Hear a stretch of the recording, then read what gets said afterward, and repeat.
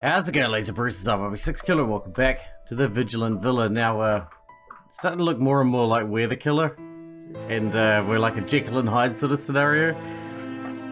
I don't know. I guess we'll see. But people are going missing, and it's not us. We're not missing. I can see the sky in further places, but my body is trapped in this secluded space. How cruel! Another day, but today might be different because today I'll find a chance to get John's opera player and enter his room. To verify my conjectures. That's right. John came back from killing Amy. All six of them in the lounge. The rain outside is still trickling. Last one. Yeah, the last one who was confirmed safe. I got up early. Then I've been sitting here, counting who hasn't showed up. I fear someone might be missing again. Now only Zhang is wiping his antiques in his room. Emily has increased the dosage of tranquilizers, so she's still asleep. Is it Claire who's missing? That would be the obvious one. Leo stretches lazily and relaxes. Looks like I don't have to see the body today. A hush falls over the room. No one's in the mood to answer him. The rainy day darkens the lounge into a blurry scene and the air is damp. Inextricably, wet annoyance hovers in the room. Oh no, Claire's there. I mean, that would make John seem very obviously the killer after their argument. Isaac's in the lobby alone. Talk to Isaac? Isaac leans against the wall with his arms around his chest. He keeps his distance from people, as always. His knowledge about the villa? How much do you know about this villa? Not much. It's like a sealed glass bottle. A glass bottle? He looks at the rain outside the window calmly. It's like I can see the outside world, which gives me an illusion that I can walk out of here. But this hope is just an illusion. It is, rather. Let's go in here. Talk to Claire or George. George is reading a finance magazine, but always stays on the same page. What a shame it's not the latest issue. Some opinions won't be outdated.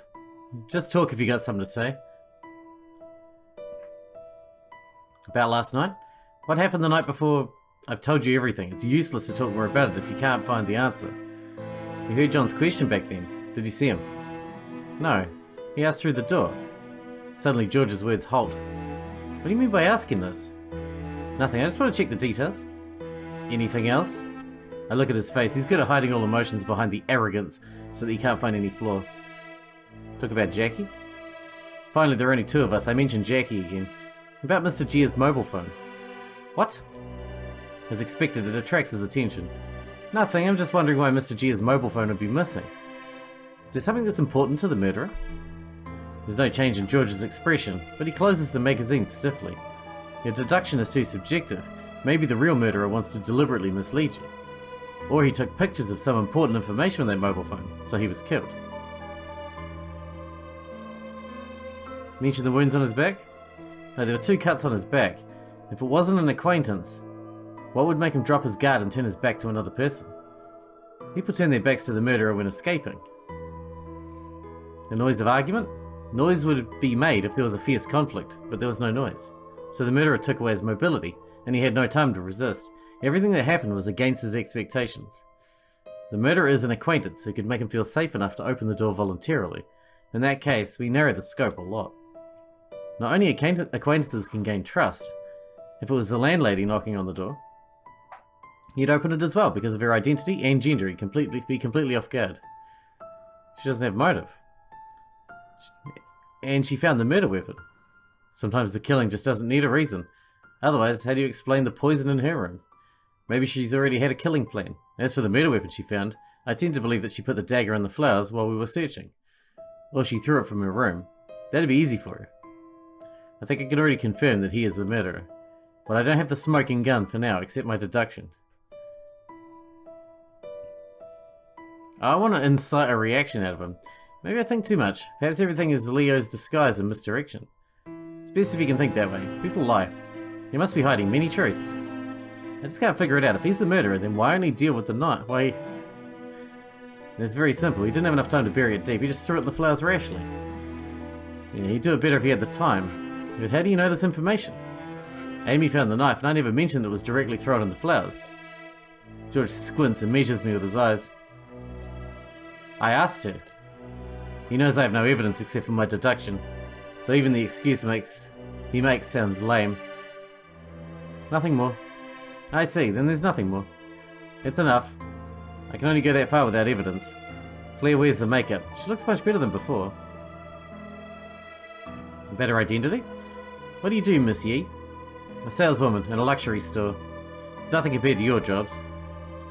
Claire fiddles with her nails with boredom. She doesn't want to say more. She's not the talkative type. How did Leo end up in here now? We can't talk to Leo. And there's nothing in the lobby, so I guess we're going upstairs. We'll talk to Emily. The door is closed and it sounds quiet inside the room. I better not bother her. Okay. John, the other crazy person. It's time for her food. I have to give these treasures of mine a wipe every day. Go ahead and start without me. I'll be there later. Is that how it is it? Oh, stairs and go upstairs. Stairs. These things.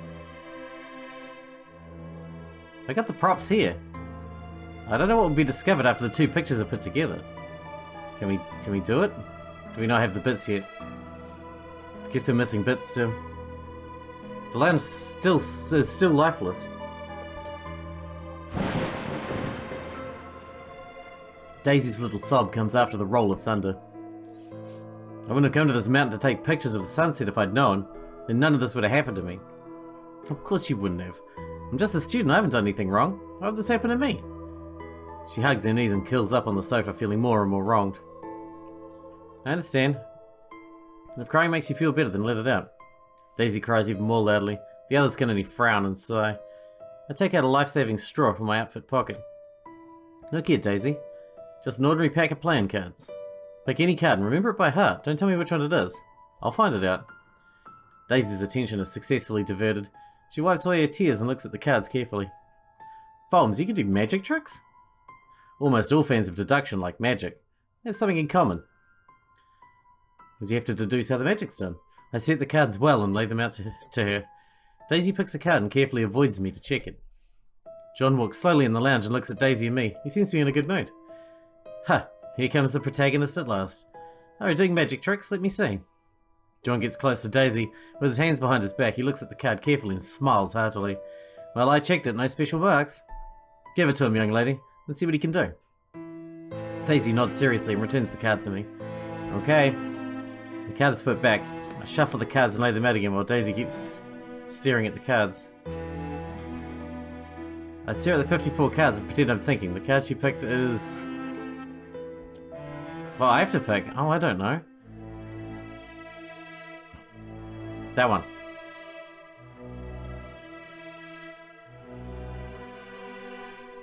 Daisy seems to be disappointed. Not this card. This round doesn't count. Let's try again, Folmes.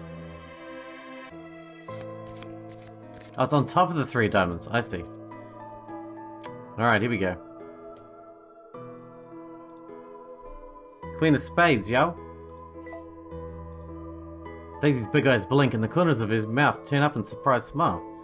Reveal the secret for us. John looks at me with a smile. He hasn't noticed that I've been measuring him quietly. It's easy. You only need to memorize one card and put Daisy's next to it. You think my target is Daisy's card, and try to find its difference. Actually, my target is always the card I've memorized.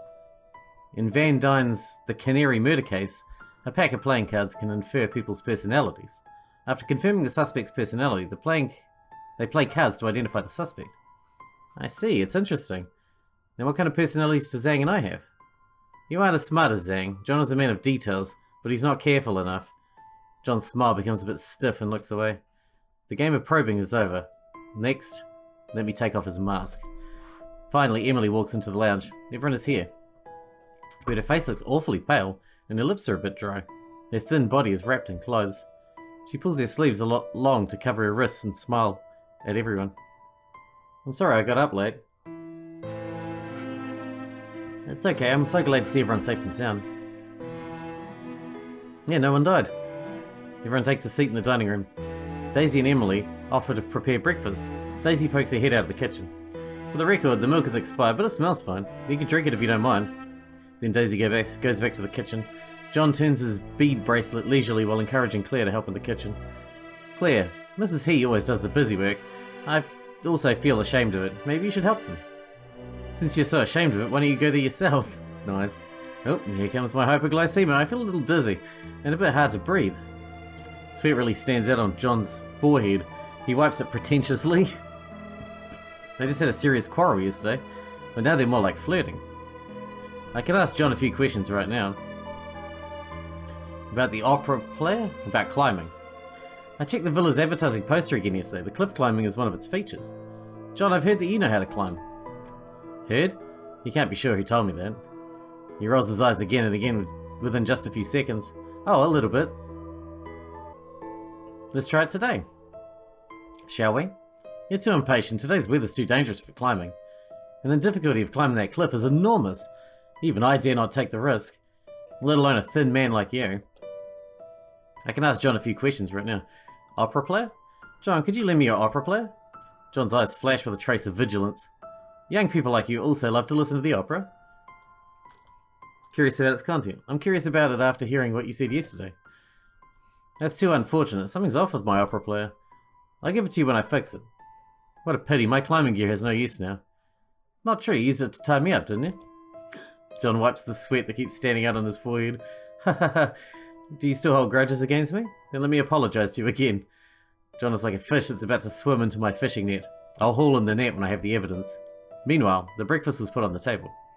Some of the food already went bad, based on the amount of edible food left. Daisy calculates carefully with her fingers. About the day after tomorrow, we'll have no food.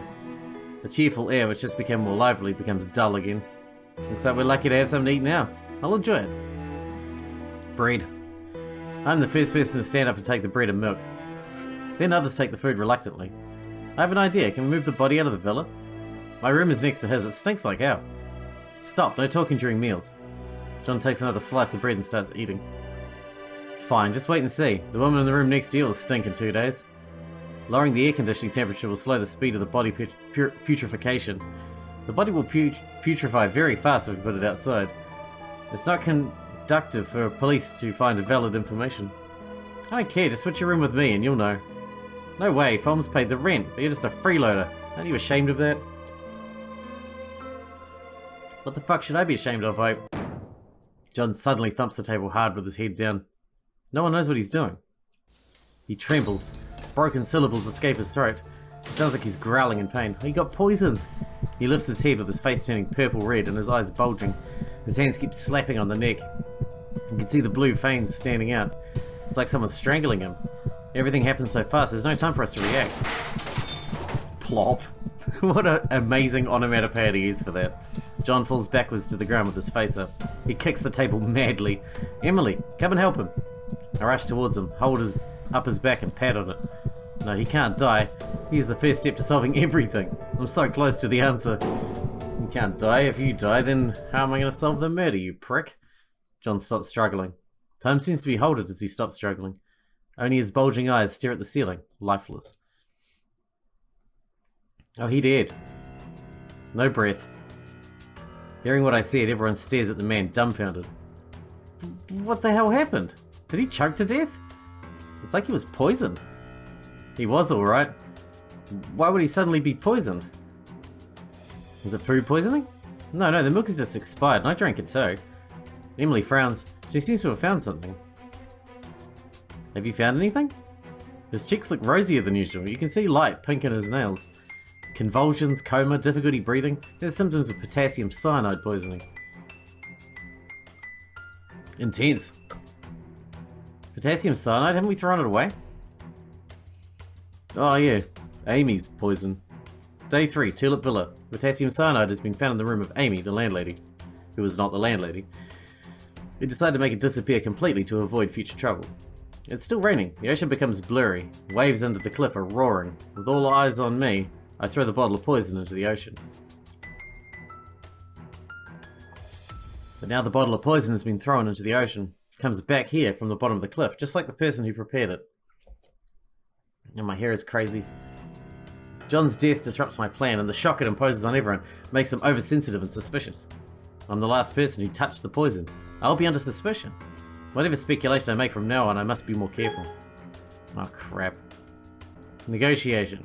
No one knows when she was poisoned. Maybe it was put in the food a long time ago. Refute. Even a tiny bit of this poison is dangerous. Preparing in advance would only make the plan riskier. Do you mean the thrown poison gets wings and flies back here? Someone still has it? It's more likely Amy isn't the only one who has the potassium cyanide. From Amy. The killer used the potassium cyanide that was found in Amy's room. That solves one of my confusions. Alright. We're getting there. We're at 70%. We can't afford to mess this up.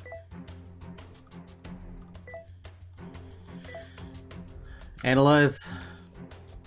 Alright, we already did this. It's extremely poisonous. Blah blah blah. How the murderer got it. He's Amy's partner. No one knows where her poison is unless she handed it over to her partner. Luckily my deduction convinces them for now. I hope I can find something new on the scene. Oh, we're doing it here. Milk. John's milk glass. There's nearly no smell. Okay. So he drank his milk. Looks like he's taking a bite of his toast as well, though. A smell of bitter almonds.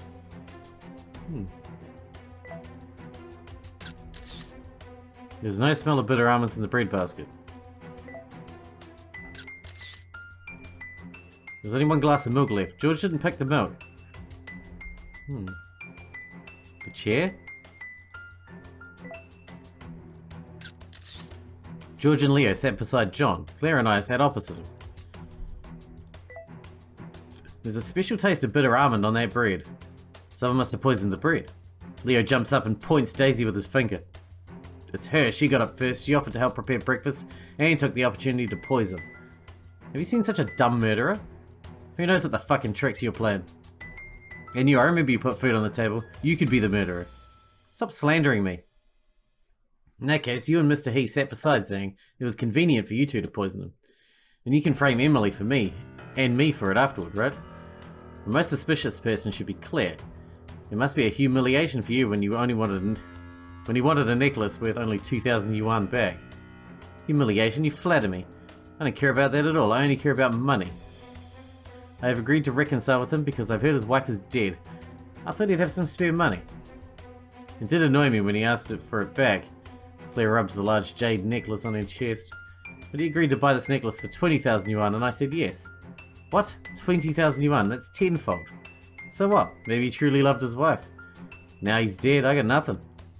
Claire looks at the body. There's only pities for the 20,000 yuan. Endless arguments, shrill voices, climbing decibels. The noise makes it difficult to think. If the murderer is Amy's partner, the indiscriminate killing can be ruled out. The target is clear, which is the dead. In other words, it's John. But how can the murderer be sure that John would eat the poisonous bread? Then frisk everyone. Why are you still standing? Aren't you afraid? It's the fucking poison. Leo has a bit of an emotional breakdown. How? It's easy to get rid of it. Our priority now is to find a partner. Claire thinks for a while. If I plan to kill someone, I'd never let a stranger live in the room that stores the murder weapon unless... Are you suspecting me? I live in the housekeeper's room because I have no money to pay the expensive rent. I don't know her. I've never touched her things. All items are locked away. There's a combination lock on the cabinet. She could tell you the password. Leo kicks his stool away and leaves while they're arguing. After a while, he returns to the backpack, which is Daisy's. This is the nice thing, and this is the nasty thing. Okay, stop him. Hey, what are you doing? Check the bag. She's the top suspect. Do you have any evidence? I'll have it soon. Don't you want to know what's inside? I don't want to miss the possible truth, but... I mean, we should check, really. She shouldn't mind us checking, right? Go on then, do it. I hesitate for a second. Leo pushes me aside and strides forward. Crash. All items are dumped on the floor. The things dumped on the ground include a notebook with a logo of a medical university, pens, Foames' book, The Tulip Homicide, camera lens, and a bag of candy. Daisy rushes to pick up the camera lens on the ground, which is smashed. I hear her sobbing in a low voice. Do you know how much time I spent saving enough money to buy it? You're too self-righteous. People like you deserve to die. I hope you pick up the things scattered on the ground. My sight falls on a small logo on a notebook. It's a medical university. Daisy, I didn't know she was a student from a medical university. Ask her. You're a medical student? Holmes, are you suspecting me? Daisy lowers her head and her voice becomes cold. I study rehabilitation psychology. I can only help people improve cognitive functions and affective disorders. I'm not capable of doing what you're thinking right now. Suddenly, Daisy lifts her head again. There seems to be a glimmer of hope flaring in her eyes. You have a suspect in mind, right? Why didn't you tell them? I suspect John, but he's already dead. Emily? Being a doctor makes you more likely to poison others. My throat is dry. I can't answer because I have no evidence. Receiving a reply after a long wait, she forces a smile. I see. The sound comes from the dining table. A glass shatters into pieces beside Emily's feet. Emily is forgotten by the others, sits by the body. She trembles to grope around for something. Her hair is a little messy, her face pale, and her eyes empty. At last she digs out a cigarette from someone's coat pocket. George slaps it off when she's about to light it up. Almost subconsciously, Emily raises her hands and holds them around her head. The scars on her wrists are exposed. Don't hit me! Emily sits up stiffly. She rearranges her hair and covers her scars. There are tears in her sunken eyes. I've had enough. Every day people die, every day. Emily lifts her head and looks me in the eyes. But where's the murderer? Why haven't we found one? In the case where Amy was killed, I can identify John as the murderer. I only needed a complete chain of evidence to prove it. I have a suspect for Jackie's case, but unfortunately there's still a lack of evidence. I gradually have an image of the person who acts behind our backs. I have reasonable conjectures. I only need to check everyone's room. Mr. Fang. George interrupts me with impatience. A man just died of poison in front of us. He died because of the food on the table. Who poisoned it? And how did that person do it? No one knows. Now the only safe place I'm sure of is my room. Searching rooms, you said? Who'd say yes to that? Fine, I could just check John's room. Why do you need to check our room? I suspect that John is the one who killed Amy. Where's the evidence? It's most likely to be in his room. A dead man tells nothing. You want to search everyone's room? Fine. But let us search yours first. Okay. Barbarism is the way to get a thing that can only be gained by other methods. Drawers, cabinets, the mattress. The impatient movements expose their anxiety. Are they your parents? He points at the family photo on the desk. Yes. What kind of medicine is this? You can think of it as painkiller. It has a tranquilizing effect as well. Emily, check out this medical report. Damn. Mr. Fang's organs have started failing, I'm afraid. Do you suffer from an incurable disease, Mr. Fang? What? What's going on? Some people were born lucky, while some people were born with misfortune.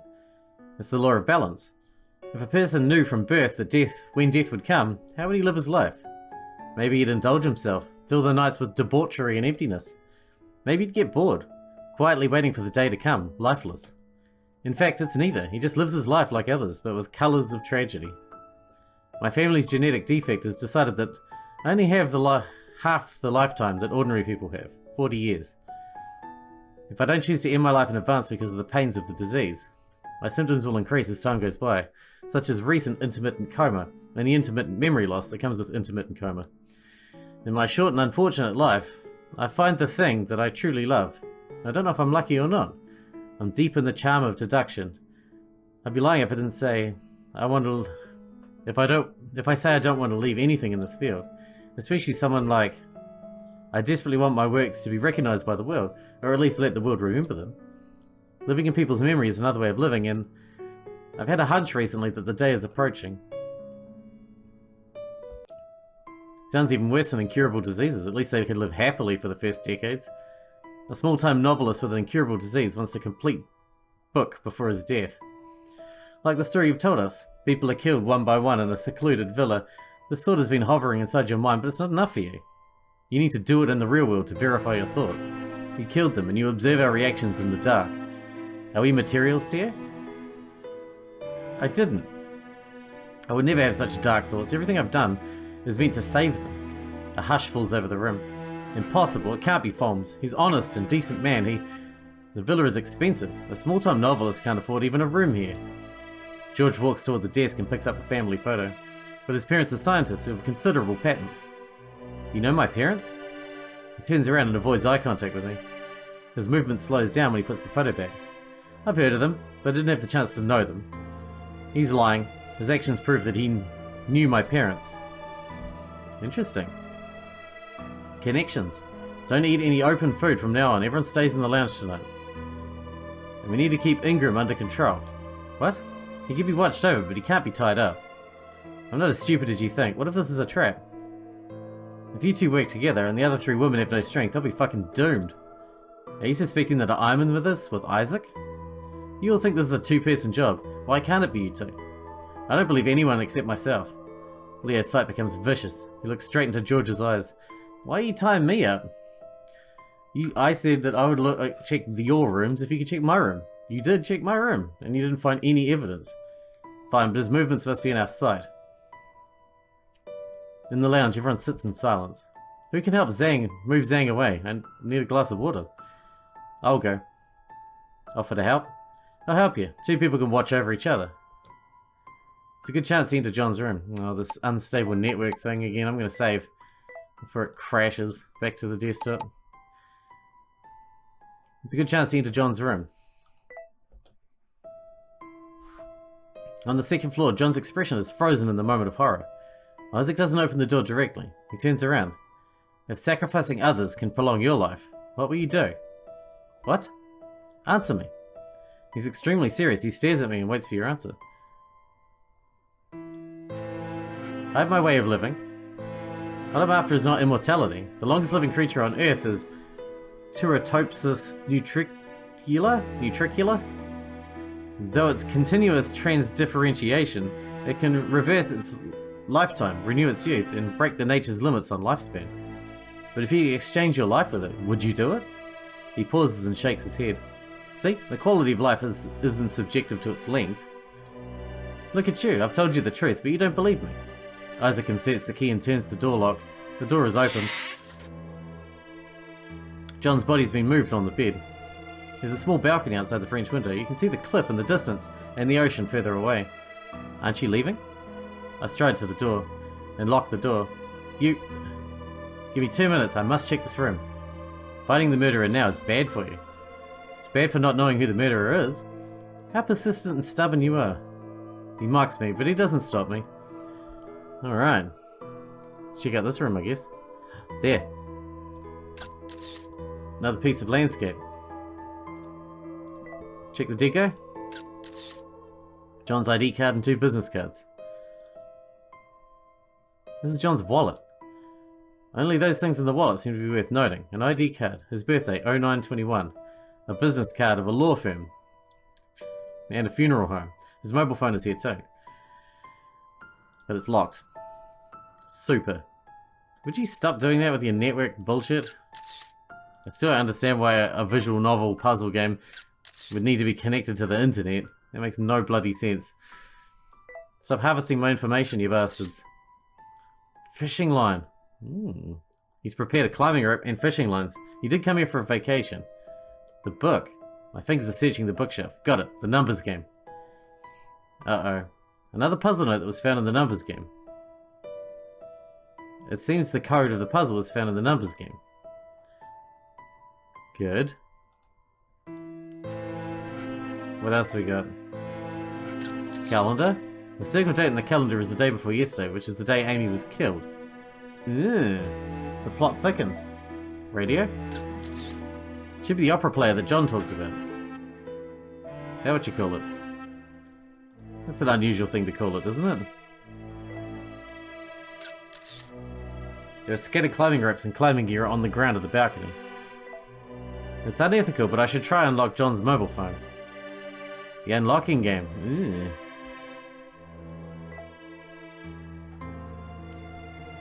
Password hint. 1 eternity later. It is the Z. There are only 2 conversations in the WeChat interface. First alias is Claire. It says they just added each other to the friends list. Claire, why'd you delete me? John, not me, my wife. She always checks my mobile phone after what happened last time. You know it. John, speaking of what happened last time, it's my fault. I apologize. Claire, it's okay, it's all water under the bridge. John, do you have time to meet? Claire, I'm thinking about it too. Let's go to a place where no one will disturb us. Claire, brief introduction of Tulip Villa. John, this is a nice place. Let's go there. I'll pick you up by car. Claire, so impatient? You can only be booked the day after tomorrow. John, that'll work too. The day after tomorrow it is. Oh right, remember to wear the jade necklace I gave you. Claire, sure, see you then. John, smiley face. 8th? The second one is to chat with lawyer Kim. Mr. Zhang, your wife has set a deadline. I have to remind you that if you don't find the key to the safe before next month, it'll be considered as a waiver to the will. The inheritance will be used for charity to support underprivileged children. What charity? I'm the poorest. Only I can have the money. Don't rush me, lawyer Kim. I want to know where the key is more than anyone. I keep losing my hair these days. Your wife explicitly said that the key is in your love token. Ah, that's why he wants the necklace back. Yeah, but that's the problem. I don't remember what I gave you. After a while, they chatted again. The show and date was after him chatting with Claire. Lawyer Kim, I found the key. I'll take it back in a week. Keep the money for me. No one's allowed to touch it. Sure. Oh. I keep feeling there's another important thing in this room. Ah, really? It's gotta be something. Hello? There's a white porcelain jar inside the nightstand. Is that it? What's this? I pick up the porcelain jar and start checking it. Found an urn from Claire and John's room. Is that his wife? It's an urn. You open the porcelain lid nervously. I look inside. There are rapid knocks at the door with the sound of turning the doorknob. I put that thing back and grab the opera player. Claire suddenly appears at the door, poker-faced. What took you so long? I chatted with Isaac to take the opera player that John promised to lend me. You're in the mood for chatting when the body is in here? And with the door locked? Is the door locked? I just shut it without paying much attention to it. Isaac answers there before I do. Is he covering for me? Move, I need to take something. Claire only packs up some clothes and necessities, but she bypasses the cabinet. There's nothing special about her actions. At least she bypasses me and walks downstairs. The urn, it's empty. What exactly does it mean? The second the door was shut, I look at John's body on the bed. A person won't miss the chance to do extra work on John's body. Something I found before can be used to make a simple trap. Okay. You need something to set up a simple trap. Fishing line.